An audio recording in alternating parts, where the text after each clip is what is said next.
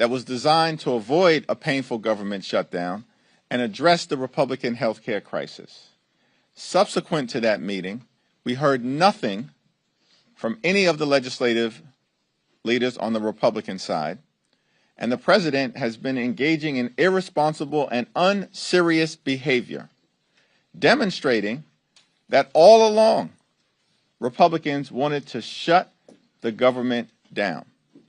That's no surprise, because for decades Republicans have consistently shut the government down as part of their efforts to try to extract and jam their extreme right-wing agenda down the throats of the American people. Democrats have repeatedly made clear we are ready to sit down with anyone at any time and at any place in order now to reopen the government, to enact a spending agreement that meets the needs of the American people, and to address the devastating Republican health care crisis that has caused extraordinary harm on people all across the country, in rural America, working class America, urban America, small town America, the heartland of America, and black and brown communities throughout America. The Republican health care crisis is devastating, the likes of which no one has ever seen. Largest cut to Medicaid in American history. A possible $536 billion cut to Medicare because of the one big ugly bill, if Congress doesn't act by the end of the year. Tens of millions of Americans are about to experience dramatically increased premium, co-pays, and deductibles because of the Republican unwillingness to extend the Affordable Care Act tax credits. Hospitals, nursing homes, and community-based health clinics are closing all across the country, including in rural America, because of what Republicans have done and the health care crisis they have triggered through their cruel actions throughout this year. Republicans have even canceled medical research in the United States of America, even as it relates to children who are battling cancer. The Republican health care crisis is immoral in nature, and Democrats are fighting hard to reverse it. Cancel the cuts, lower the costs, save health care on behalf of the American people. It's now my honor to yield to the whip, Catherine Clark. Thank you, Mr. Leader. We are so grateful for all that you have done and putting the American people's voice into this debate. And I've had one question from my Republican House colleagues this week. Where the heck are you? Where the heck are you? You've cut people's health care. You're giving their hard-earned tax dollars to billionaires in the form of tax breaks. And then you don't even show up to defend your own policies, your own bills. Mike Johnson and Steve Scalise are both from Louisiana. Most children in Louisiana are on Medicaid. 64% of all births in Louisiana are paid for by Medicaid. 74% of nursing home residents in Louisiana are on Medicaid. Yet Republicans are willing to shut down government, refusing to even show up for work this week because they want to cut Medicaid by $1 trillion, because they want to defund health care for children and seniors and pregnant women, because they want to pay for billionaire tax cuts. Well, Mike Johnson and Steve Scalise can fight for the billionaires. They can double down, if they so choose, on their lie about who we're fighting for. But we know who we're fighting for, and so do the American people. Democrats are fighting for families, families in Louisiana, families in Massachusetts. We're fighting for American families in every corner of this country. We're fighting for a child's right to go to the doctor, fighting for a new mom's right to have a safe delivery. We're fighting to keep millions of people from losing their insurance and keeping health premiums affordable for everybody. We're here to do our job. It is long past time that Republicans join us and end this Republican shutdown. It's now my great pleasure to yield the microphone to our chairman, Pete Aguilar. Thank you, Whip Clark. And as we're fighting, Republicans are nowhere to be seen. Our message has been very clear. Cancel your vacation, cancel the cuts, lower the cost, fix health care. That's why we're here.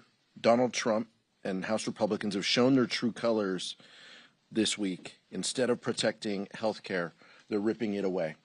15 million people at risk of losing their health care coverage. And while we're here trying to keep the government open, the guidance from our colleagues on the other side, Lisa McClain, my counterpart, the chair of the Republican conference, instructs their members, don't talk about health care. That is their message. So while we're fighting for health care, we're fighting to keep this government open. The guidance from the GOP has been very clear. Don't talk about these issues because they know the American people are with us. Democrats have been at the negotiating table for months, and we want to work in a bipartisan way. We've always wanted to work in a bipartisan way to solve these issues. Republicans control the House, the Senate, and the White House. They own this crisis. They own this shutdown. And instead, they want to use people as political pawns. Russ Vought wants to lay people off. He wants to fire people. He wants to use this shutdown to carry out the agenda that he has wanted all along. It's shameful and it's wrong. Republicans will do everything in our power to fix this Republican mess, to provide health care to people, and to ensure that the American people aren't left out in the cold, because it's the right thing to do. Leader Jeffries. Thank you, Pete. Questions? Thank you, thank you very much, Mr. Leader. Two quick questions for you. One, I want to get your reaction to Russ Vought announcing this $18 billion hold on infrastructure projects in New York City. Do you think you're personally being targeted? The Trump administration is targeting the jobs, thousands of jobs, of hard-working Americans, working-class Americans, and blue-collar Americans who are going to lose the ability to work at the 2nd Avenue subway site or at the other project that has been canceled related to the Cross Harbor Tunnel. That's consistent with what the Trump administration has consistently done throughout their time in office. Lose jobs, cause economic pain and hardship for the American people. It's shameful, but it's very consistent with the Trump administration's track record of failing on the economy and targeting working class Americans. And then just one quick follow-up, just what's happening on the Senate side.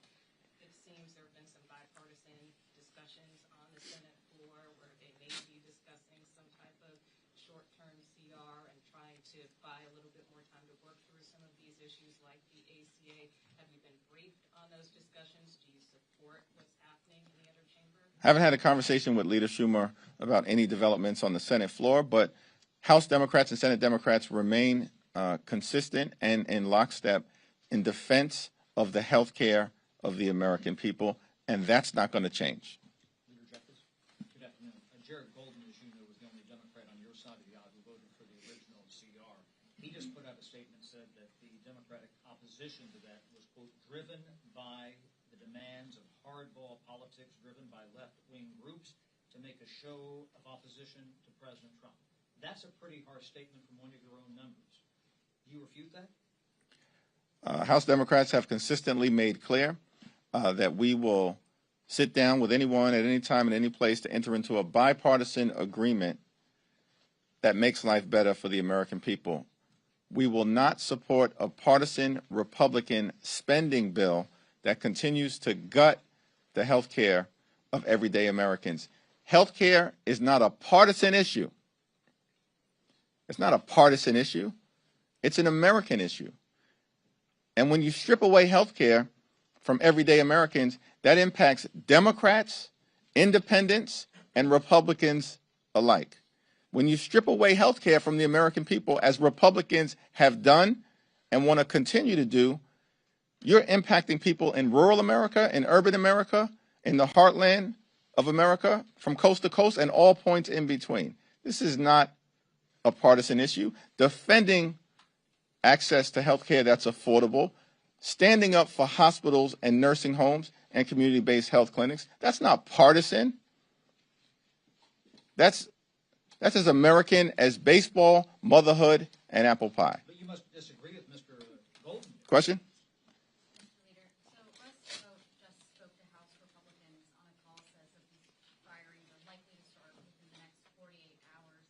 Also said that WIC is going to run out of money within the next week, and he just posted that $8 billion of green energy will actually be cut immediately, and it's going to affect 16 states, all of them which have either Democratic leaders or Democratic majorities in their state houses or Senate.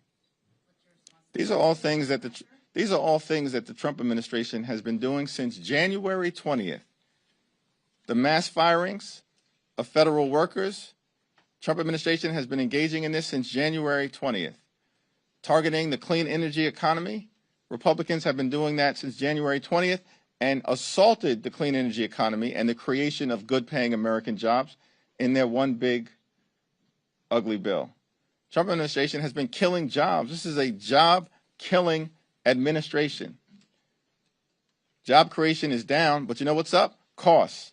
They promised to lower costs on day one. Costs aren't going down. Costs are going up. Inflation is going up under the Trump administration. And one of the reasons why Democrats are fighting hard at this moment is because unless we extend the Affordable Care Act tax credits, more than 20 million Americans in a matter of days are about to experience the reality of dramatically increased premiums, copays, and deductibles. Many of them will experience medical bankruptcy as a result. That's why Democrats are fighting hard on behalf of everyday Americans. I'll yield to Catherine to talk about the WIC issue. But in every other shutdown that Republicans have caused, including in the 35-day shutdown that Donald Trump presided over in 2018 and 2019, funding for women, infants, and children, their health, their nutrition, and their well-being was maintained. It was maintained. In every other shutdown, the reason why the Trump administration is threatening now to cut funding for women, infants, and children is because they can't stand that program. They're on the side of their billionaire buddies. They've been running the largest pay-to-play scheme in American history. And Exhibit A of that was their one big ugly bill, which is now law. Largest cut to Medicaid in American history. And they stole food from the mouths of hungry children, women, veterans, and seniors, and all of this was done to provide massive tax breaks to their billionaire donors. We're fighting for the health care of the American people. They're fighting for their billionaire donors, their friends and family plan, which has been all about enriching the lifestyles of the rich and shameless from the very beginning of the Trump administration. So all this talk that we see right now, as if it has anything to do with the shutdown that Republicans have caused, no, it's their ideology. Cruelty is the point when it comes to the Republican Party. Are they really expecting us to believe that the strategy that they are employing, that they're already making life in this country for working Americans harder and more expensive, that the answer is you shut down government and make life harder and more expensive? That is insane. But that is the argument that they're putting out there. And we just have to base this in reality and facts. They want to talk now about the WIC program. You want to talk now about pregnant women and newborns when 40% of births in this country are covered by Medicaid. They want to say to pregnant women who in a third of the counties, because of their policies, no longer have access to OBGYNs, no longer have access to safe prenatal care and delivery. Now we care about you. Women of America understand exactly how they feel about us and our children. The moms that I've been talking to are so scared they may not be able to get the Medicaid funding they need. We heard from Teresa yesterday, who talked about her 2 autistic sons. She's a single mom. She had to quit her job in order to care for them full time. Without Medicaid, she has no idea what she will do. And these stories are repeated over and over in my own district. A young adult named Sydney, her mom wrote to me and said she has such profound disabilities, but Medicaid is connecting her to the world through cochlear implants, through medication, for medication that she needs not only to survive, but to have some connection, which she has found through what she has been able to restore of her hearing to music. Without Medicaid, there is no plan B for these moms and for their children. So you can save it. You can save it, Speaker Johnson, that now you are coming in and that you care about feeding hungry children, that you care that they have what they need for preventative health care, that you care about pregnant women and that they can have a safe and healthy delivery for their children. Spare us.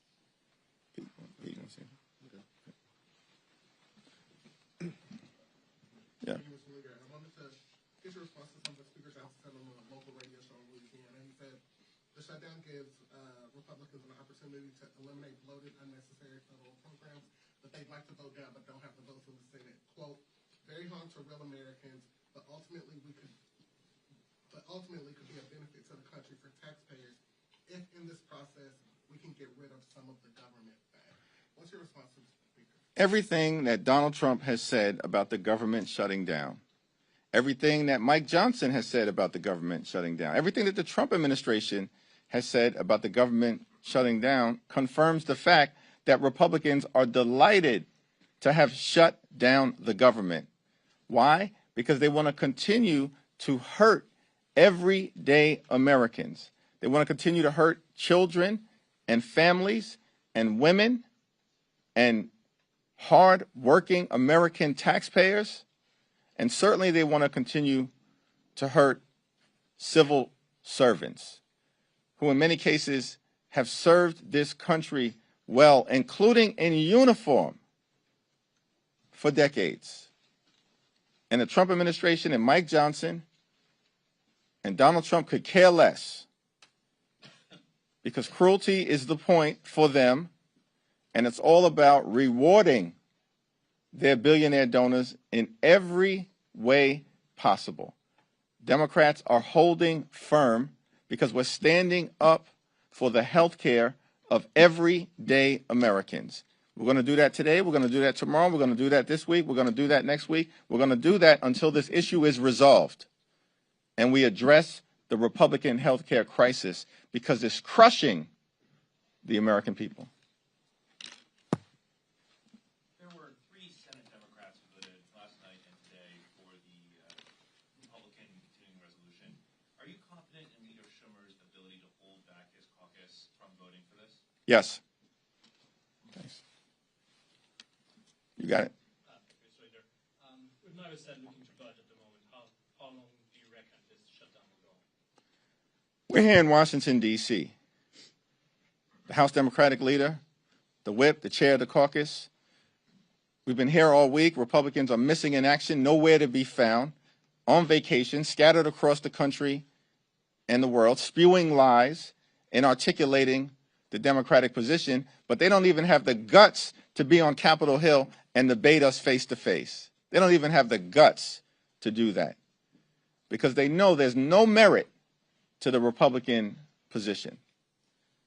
And it's one of the reasons why, subsequent to that White House meeting, it's been radio silence from the Republicans. Do you think this will go longer than the previous shutdown, though? I think all of us, we're here, certainly Catherine and I, were here for the shutdown that took place in 2013. It was a 14-day government shutdown until Republicans finally came to their senses that they did not have public support for the cruelty they were inflicting on the American people and then engaged in an unconditional surrender. Donald Trump presided over a 35-day government shutdown. All of us were here at the time, just entering into Democratic leadership. And then finally, Republicans realized the insanity of their position. And after 35 days, the government was reopened and they engaged in an unconditional surrender. At this particular time, what we're fighting for is to protect the health care of the American people, which has been under relentless assault. These aren't facts and figures. This is about real Americans who've already been hurt by the relentless Republican assault on their health care. And now they're asking Democrats to participate in doing more damage to the quality of life of everyday Americans. And we're not interested. Just like not a single Democrat voted for the one big ugly bill that enacted the largest cut to Medicaid in American history, Democrats will not participate in the Republican effort to continue to gut the health care of the American people. Vice President Vance says he wants to have a conversation.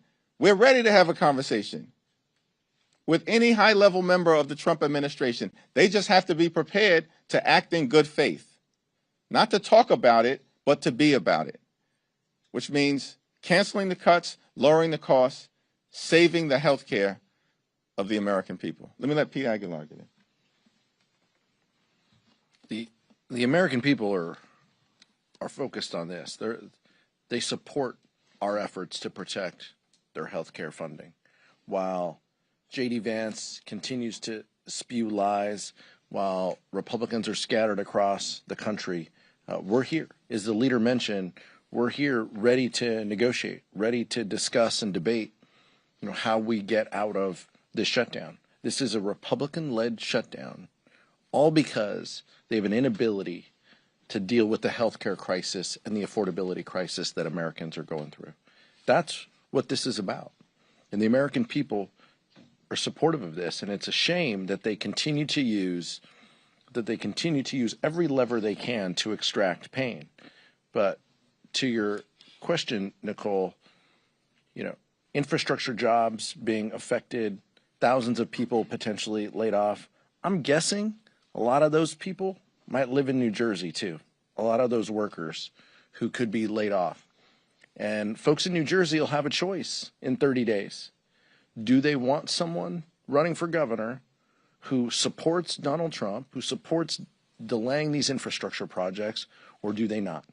Those are some choices that employees will have to make and that working families will have to make. And I trust that they're going to make the right decision. Thank you, Mr. Leader. The Supreme Court last week greenlit Trump's pocket rescission.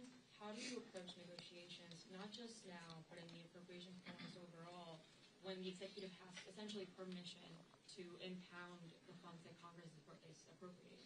It's a very important question, and the appropriations effort is being led in an incredible way on our side by Rosa DeLauro, partnering with Patty Murray on the Senate side. And House and Senate Democrats have been clear, including in our conversation with President Trump on Monday, that we want to reach an agreement in good faith to make sure that the government is funded and that we do it in a way that lifts up the quality of life of the American people. But we also have to make sure that if we reach an agreement that has bipartisan support in the House and in the Senate, is signed into law by President Trump, that the administration can't then come behind that agreement and in a partisan way undo funding for programs and for support that matters to the American people. And we've articulated that to them very clearly and also laid out that in the Democratic continuing resolution that would keep the government open for 30 days, that resolution can be passed right now. The reason why Republicans consistently have voted it down is because the Democratic spending bill actually supports the health care of the American people, and Republicans are consistently voting to undermine the health care of the American people.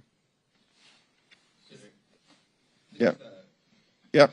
This is just the first day of the shutdown, but I'm curious how you're thinking about its impact on the midterms. We are not thinking about its impact on the midterm elections. How much of this is about showing not just your voters, but the public that you guys are willing to stand up to President Trump, the administration, and the sort of abnormalities of his governance versus just the narrow demands about ACA subsidies and Medicaid funding? I would disagree with the premise of that question. The health care of the American people is not a narrow demand. It's central to their quality of life. Mike Johnson in the Oval Office meeting kept saying that health care is an extraneous issue. And I had to make clear, excuse me, the health care of the American people is not an extraneous issue. It's central to their quality of life. Central to their quality of life. Children, older Americans, people with disabilities or chronic illnesses can die. Here in America, the wealthiest country in the history of the world, in the absence of everyday Americans having access to the health care that they need and deserve. The health care of the American people is central. Now, there are a lot of other challenges that we have to confront with the Trump administration, including, of course, its assault on the economy and the failure of Donald Trump and Republicans to actually lower the high cost of living. But that cost of living challenge is also central to the fight that we are having right now on Capitol Hill. Because healthcare premiums, copays, and deductibles are about to dramatically increase for tens of millions of Americans of every race and every region and every religion in this country. It's going to dramatically increase in an environment where America is already too expensive. And we can't allow that to happen. And time has run out in terms of Congress taking the steps necessary to extend the Affordable Care Act tax credits. Republicans keep delaying and delaying and delaying. Why? Because they don't want to provide affordable and accessible and high-quality health care to the American people. That's the Republican position, and it's been that way for a long period of time. It's the reason why we can't simply agree to have a conversation with the Trump administration or Republicans about the Affordable Care Act. Because why in the world would we trust these people, particularly as it relates to the Affordable Care Act, when they've been obsessed with killing Obamacare for the last 15 years? And because the American people have aggressively pushed back, they failed repeatedly. But that hasn't stopped them from continuing to try. Thank you, just curious, you mentioned the words unconditional surrender earlier. Is that what it would take to end this shutdown? Is it the Democrats' funding version or nothing?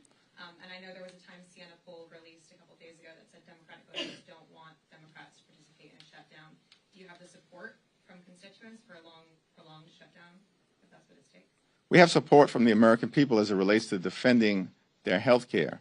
I mentioned the words unconditional surrender in the context of taking us down memory lane related to what happened in 2013, what happened in the 1990s, and what happened in 2018 and 2019. We're not interested in achieving any political result here. What we're interested in achieving is a substantive result to defend the health care of the American people. Catherine, please, you want to jump in?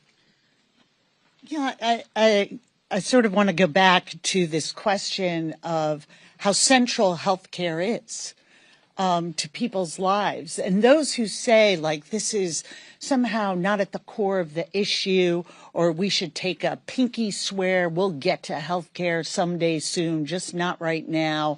Let's extend this budget for this point. Maybe they've had the privilege of never having that taste of fear in your mouth because you simply cannot afford to get your sick child the care they need. That you are so scared that your spouse, your loved one, may not be able to continue their cancer treatments and may die because they can't afford the premiums. These are real life issues, and we are worried about all the cost of living, whether it's housing, utility bills, grocery bills, but healthcare is one that connects us. Healthcare should never be made into a luxury item. And the American people were not having an easy time accessing healthcare before these cuts.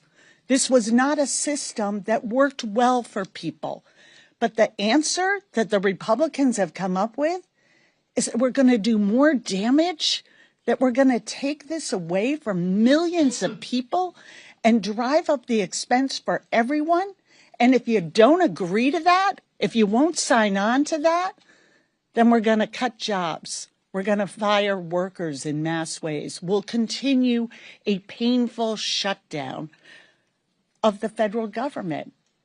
This is an insane proposition for them to be making. And when they say we're not coming to the table, we're not even going to negotiate, we're not even going to show up, they're saying to the American people, you don't deserve our time.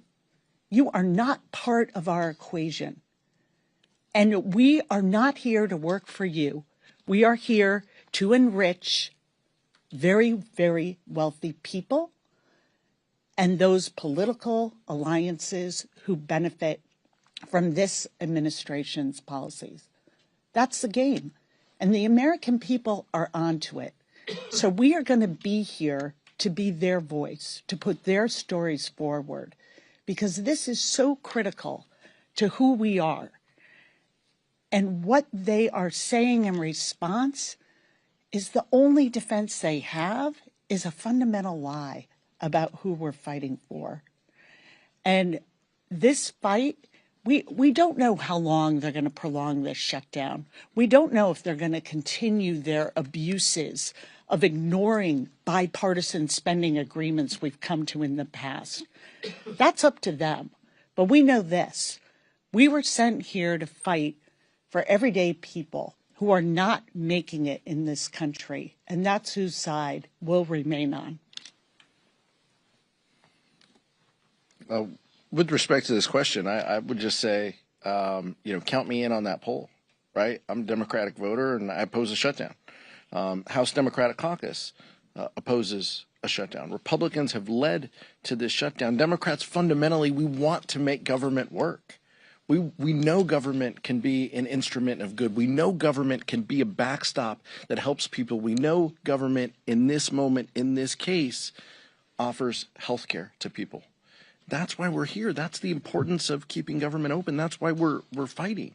That's why we're pushing. We're pushing for communities like all of ours who have thousands of kids who get nutrition programs, who are fed have food on the table because of government, because of the work that we've done, and that is under attack. Thousands of kids who won't have health care if these Republican policies go into place.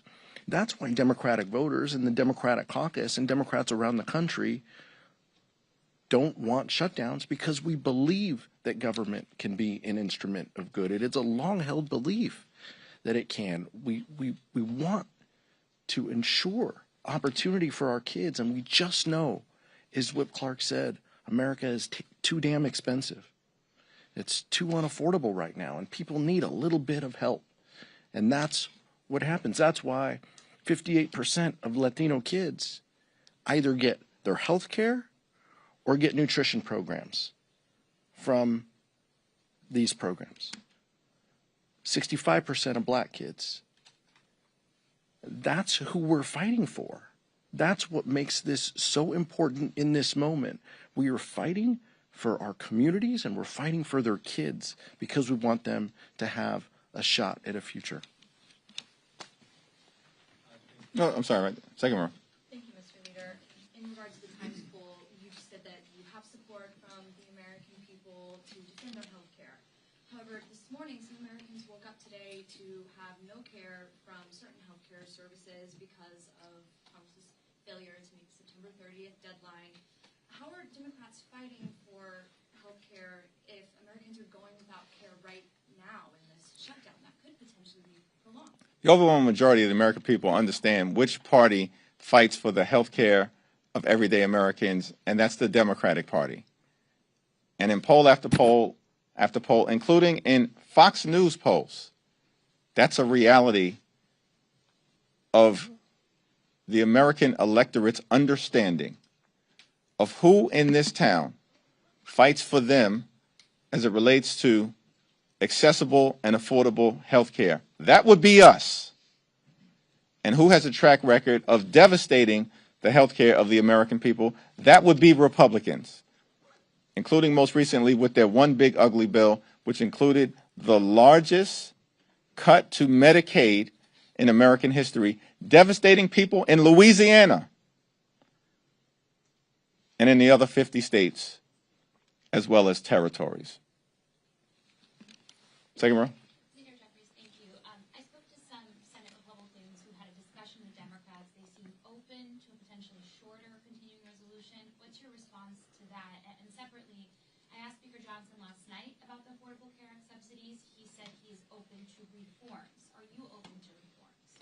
We're open to extending the Affordable Care Act tax credit because that is what needs to be done as it relates to more than 20 million Americans who are at risk of losing access to care and having premiums go up, in some cases, by thousands of dollars per year.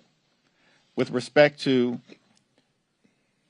ending this Republican-Trump government shutdown, which is going to have painful consequences for the American people, including depriving older Americans from health care, including jeopardizing aviation safety, concerns with food safety, and a whole manner of other services that the Trump administration has already been adversely hurting throughout this year outside of the context of a shutdown.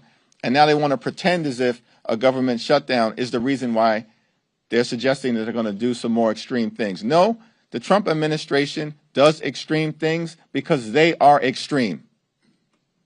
That's the reason why Donald Trump is deeply unpopular and why the one big ugly bill has been a complete and total failure.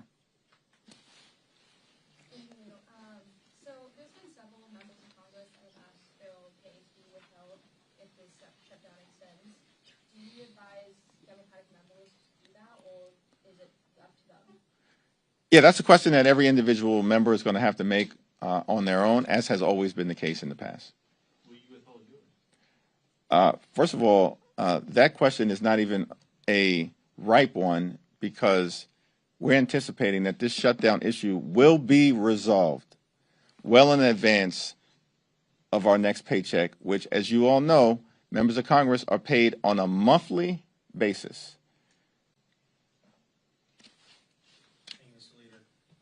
One of the talking points Republicans keep going to about the shutdown is they say the only reason this isn't a repeat of what happened in March with regards to the Senate is that Leader Schumer is afraid of your New York colleague, Congresswoman Ocasio-Cortez.